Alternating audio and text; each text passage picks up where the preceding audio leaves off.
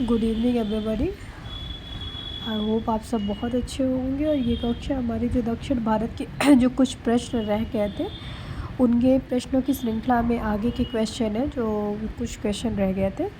जैसे पहला क्वेश्चन है कि मामल्लपुरम के रत्न स्मारकों के निर्माण के लिए कौन उत्तरदायी है। तो पल्लव जो वंश के शासक थे या पल्लव वंश के लोग जो है मामल्लपुरम के रत्न स्मारकों के लिए उत्तरदायी है। दक्षिण भारत के किस वंश के राजा ने रोम राज्य में एक दूत 26 ईस्वी में भेजा था। तो पांड्य ने भेजा था। रोम में राज्य में एक दूत भेजा था किस वंश के भेजा था? पांड्य वंश के लोगों ने भेजा था। मीनाक्षी मंदिर कहाँ स्थित है? तो बहुत इंपॉर्टेंट क्वेश्चन है। मदुरई में स्थित है। कदम राजाओं की राजधानी थी। कदम राजाओं की राजधानी जो थी वो वनवासी थी। अगला है चालुक्यों की राजधानी कौन सी थी? तो चालुक्यों की राजधानी बादामी थी। पल्लवों की राजधानी की बात करें तो कांचीपुरम थी। चोल की राजधानी तंजौर थी।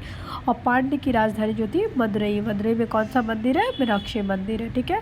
लालचेर के नाम से प्रसिद्ध वह शासक कौन था जिसने कड़ग्गी के मंदिर का निर्माण किया था? तो कड़ग्गी के मंदिर का निर्माण करने वाला शासक था लालचेर के नाम से इसको जानते थे सेनगुट्टवन। सेनगुट्टवन को और भी नाम से जानते थे, जिसमें से एक नाम था उनका लालचेर। ठीक है। कौन संगम युगीन व्याकरण रचना सर्वाधिक महत्वपूर्ण है? तो लक्का पीएम बहुत बार पूछता है कि कौन से युग की रचना है। तो संगम युगीन रचना है। और तिलक का पीएम में व्याकरण काव्य से रिलेटेड चीज आपको मिल जाएंगी। चोल राष्ट्रकूट चालुक्य एवं पल्लव में से कुशल ग्रामीण प्रशासन के लिए प्रसिद्ध राजवंश था। तो बहुत इंपॉर्टेंट है। चोल वंश का जो ग्रामीण प्रशासन था उसका बहुत इंपॉर्टेंट था। चोल प्रशासन पे जो सम्राट होता था उसका कोई हस्तक्षेप, विशेष हस्तक्षेप नहीं हुआ करता था। चोल शासकों के शासन काल में कौन सा वारियम या उद्यान जो है वो प्रशासन का कार्य देखता था? तो टोटवारियम जो है वो प्रशासन का कार्य देखता था। शिव की दक्षिणामूर्ति प्रतिमा उन्हें किस रूप में प्रदर्शित करती है? शिक्षक के रूप में। जो शिव की दक्षिणामूर्ति प्रतिमा है उन्हें शिक्षक के रूप में प्रदर्शित करती है। किस चोल राजा ने जल सेना संगठित की थी? तो राजराज प्रथम ने जल सेना गठित किया था। उस चोल शासक का नाम बताइए जिसने श्रीलंका के उत्तरी भाग पर विजय प्राप्त किया। तो श्रीलंका के उत्तरी भाग पर विजय प्राप्त करने वाले थे राजराज प्रथम। और राजराज प्रथम ने ही चोल जल सेना को भी गठित किया। और इन्होंने उत्तरी भाग पर भी श्रीलंका के विजय प्राप्त किया। वह चोल राजा कौन था जिसने श्रीलंका को पूर्ण स्वतंत्रता दी और सिंघल राजकुमार के साथ अपनी पुत्री का विवाह कर दिया? वो था कुलोत्तुंग प्रथम। तिरुकुरल की बात करें तो ये किससे रिलेटेड है? दर्शन से रिलेटेड है। तुलक्का पीएम की बात करें तो ये व्याकरण से रिलेटेड है। शिलापाधिकारम जो है वो प्रेम कथा है। और मणिमेकलई जो है वो कैसी है? वाणिक कथा है। तो मणिमेकलई जो है वो वाणिक कथा है। शिलापाधिकारम जो है वो प्रेम कथा है।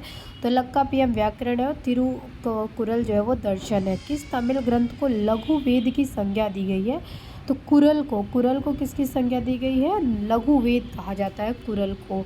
तमिल जो रामायण है या रामावतारम का लेखक कौन है? कंबन ने तमिल रामायण या रामावतारम जो है वो कंबन ने लिखा। संगम कालीन साहित्य में कोन को एवं मन्नन किसके लिए प्रयुक्त होते हैं? कोन को या मन्नन जो वर्ड है वो राजा के लिए यूज़ किया जाता था संगम कालीन साहित्यों में।